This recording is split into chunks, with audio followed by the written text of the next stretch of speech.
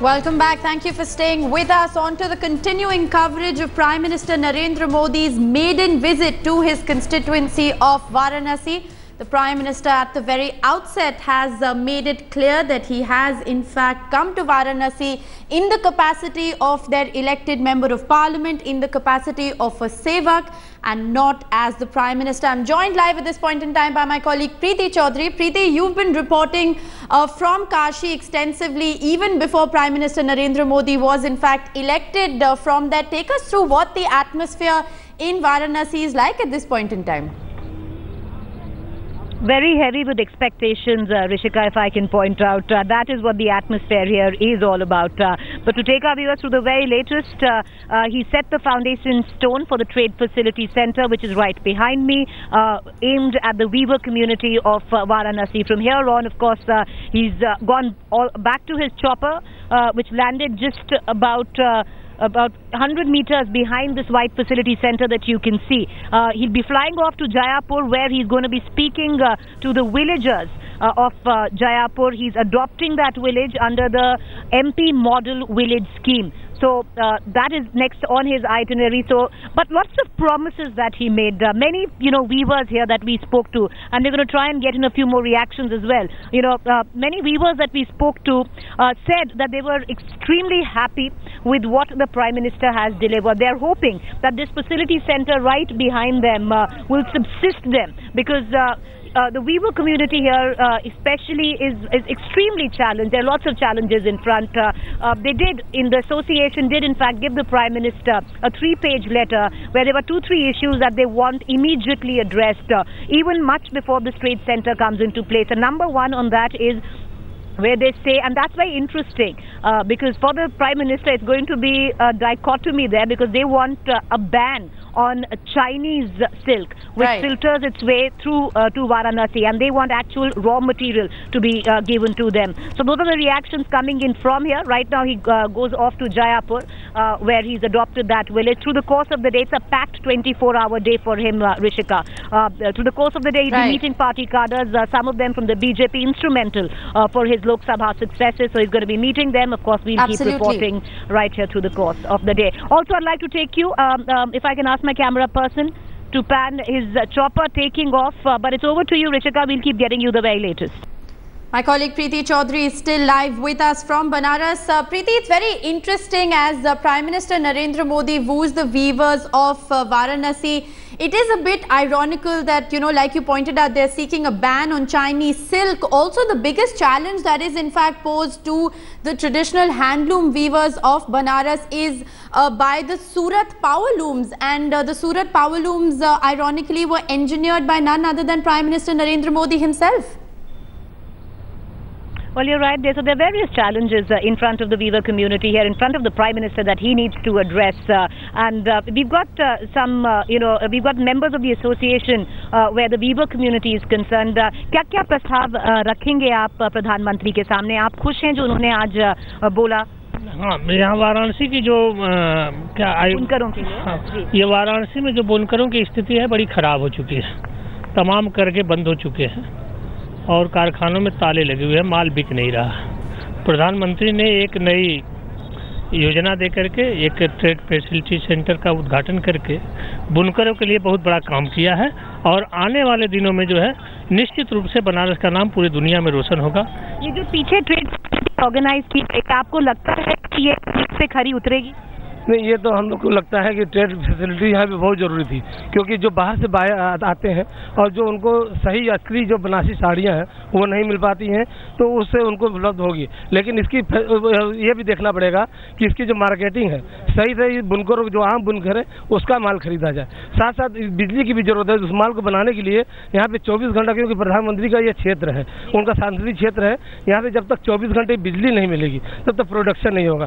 साथ साथ बुनकरों के बच्चे पढ़ नहीं पाते, शिक्षा का बहुत अभाव है। तो जिस तरह मुस्लिम यूनिवर्सिटी है उसी तरह पे यहाँ पे बनारस में भी और जगह भी डिग्री कॉलेज खोले जाए ताकि बच्चे पढ़कर कुछ अच्छी टेक्नोलॉजी सीखे। जिसे प्रधानमंत्री जी ने कहा कि नए जमाने के साथ सोचिए और नए टेक्नोलॉजी लाइए ताकि आपको बहुत प्रस्ताव रख रहे हैं प्रधानमंत्री के सामने। ये प्रस्ताव मैं लाया था 2 पन्ने का था, लेकिन मौका नहीं मिला मुझे। हम बुनकर समाज के क्लस्टर के अध्यक्ष भी हैं, तो हम लोग बुनकर से जुड़े हुए हैं, तो प्रस्ताव देने का मौका नहीं मिला क्योंकि हम लोग वंचित। आप देंगे आगे जाकर से हम लोग, क्योंकि कुछ 8-10 प्रस्ताव हम लोग लेके लाए थे कि बुनकर जैसे गरीब बुनकर हैं उनको बुनकर कॉलोनी में बसाया जाए और जो जिसके मकाने नहीं है उसको प्रधानमंत्री आवास योजना में उसको बनाया जाए। और जो उम्मीद है कि करेंगे प्रधानमंत्री, पूरा उम्मीद है, क्योंकि प्रधानमंत्री ने सिर्फ किया है जब 18 घंटा वो काम कर रहे हैं, 18 से 20 घंटे। और इस क्षेत्र में जो मैंने 1 मिनट मैं कहूँगा कि और जिस तरह से हमारे बनारस के सांसद जिसको मान सम्मान उन्होंने बढ़ाया है, हम सब बुनकर भी उनके साथ हैं, लेकिन हम लोग के साथ भी भेदभाव न हो। हमारी गंगा जमुनी तहजीब है, बनारस की परंपरा रही है, हिंदू मुस्लिम भाई एक दूसरे के ताने बाने से जुड़े हुए हैं। यहाँ के संघ मंदिर से संघ बजती है तो मस्जिदों से अजान भी होती है।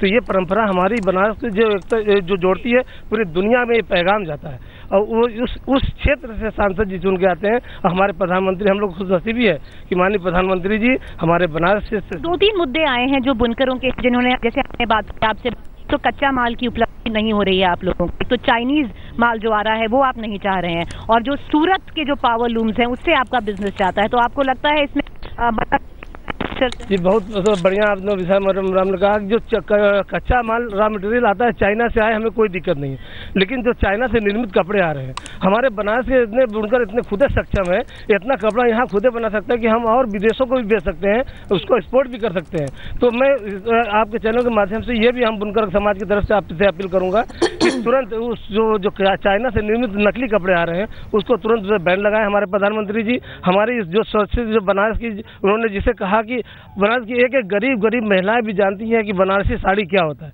तो उसकी परंपरा को उसको हम लोग आगे ले जा रहे हैं। तो उसमें नकली चीज़ नहीं आनी चाहिए, और ये चीज़ बनारस में तभी हो सकता है जब चाइना का निर्मित कपड़ा बंद हो, हमें स्वच्छ रॉ मटेरियल सस्ता मिले, कम से कम 30-40% सब्सिडी मिले। और देखिए अब नया ज़माना आ गया है, हथकरघे पे कारगर नहीं मिलते हैं, अब पावरलूम का युग आ गया है, रेपियर का। तो हमें जिससे उन्होंने आज पावरलूम का भी योजना का उद्घाटन किया है, तो बुनकरों के इस तरह से उसको योजना को लागू कराए जो अच्छी सब्सिडी पे उसको लागू कराए ताकि आम बुनकरों को मिले, नहीं इसलिए कि बिचौलिया आ जाए और बड़े बड़े उद्योगपतियों को मिल जाए, बड़े बड़े बुनकर माफियाओं को मिल जाए और आम बुनकर उससे वंचित रह जाए। तो आपको लग रहा है जो आम बुनकर हैं, जैसे आप है प्रधानमंत्री ने अभी उम्मीद तो जताई जा रही है कि प्रधानमंत्री जी ने जो कहा है आम बुनकरों को इसका फायदा मिलेगा और मिल भी रहा है। जो छोटे बुनकर हैं, ये नहीं कि बड़े पावर की योजना बताई, जनधन योजना के तहत बताया उन्होंने, आम बुनकर इससे प्रभावित भी है और उम्मीद भी जता रहे हैं। और प्रधानमंत्री जी ने सच्चे दिल से बनारस वालों को लगाया है और उम्मीद जताई जा रही है कि पूरे बनारस के बुनकर समाज को फायदा होगा और बनारस में खुशहाली आएगी। और जिन्होंने एक ट्रेड सेंटर यहाँ पे ओपनिंग करने जा रहे हैं वो बहुत बड़ा काम दे रहे हैं, बनारस को एक गिफ्ट दे रहे हैं। ये हम लोग इसलिए आशातीत हैं क्योंकि वो जमीन से जुड़े हुए आदमी हैं, उन्होंने अपना कैरियर बहुत ही नीचे रह करके बनाया है, इतना ऊपर गए हैं। उनके लिए मैं कहना चाहूँगा कि वक्त से लड़कर जो अपनी तकदीर बदल दे, अरे इंसान तो वही है जो हाथों की लकीर बदल दे। कल क्या होगा ये कभी न सोचना यारों, क्या पता कल वक्त ही खुद अपनी तस्वीर बदल दे, क्या पता कल वक्त ही खुद अपनी तस्वीर बदल दे। और मैडम मैं बनारस की जनता की तरफ से उनको धन्यवाद देना चाहूँगा आपको, और कहूँगा कि ऐसे किसी रफीक की दुनिया मिसाल दे, अरे तू उनसे दर्द मांगो तो वो दिल निकाल दे। और ना जाने किसकी दुआ है मोदी जी के साथ दोस्तों, अगर वो डूबना भी चाहे तो दरिया उछाल दे, वे डूबना भी चाहे तो दरिया उछाल दे। मैं अनुपम दुबे बनारस कलाकार हूँ, मैं गायक कलाकार हूँ, मैंने उनके लिए एक कैसेट भी बनाया है।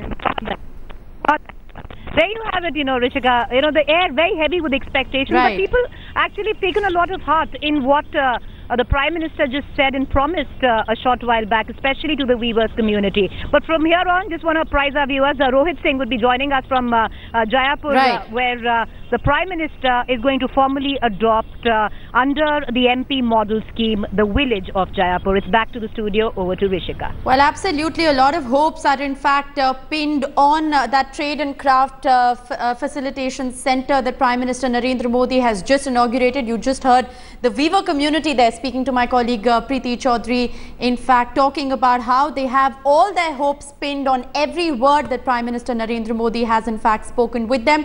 We will be cutting live across to the village of Jaipur, which is next on Modi's agenda. But before we do that,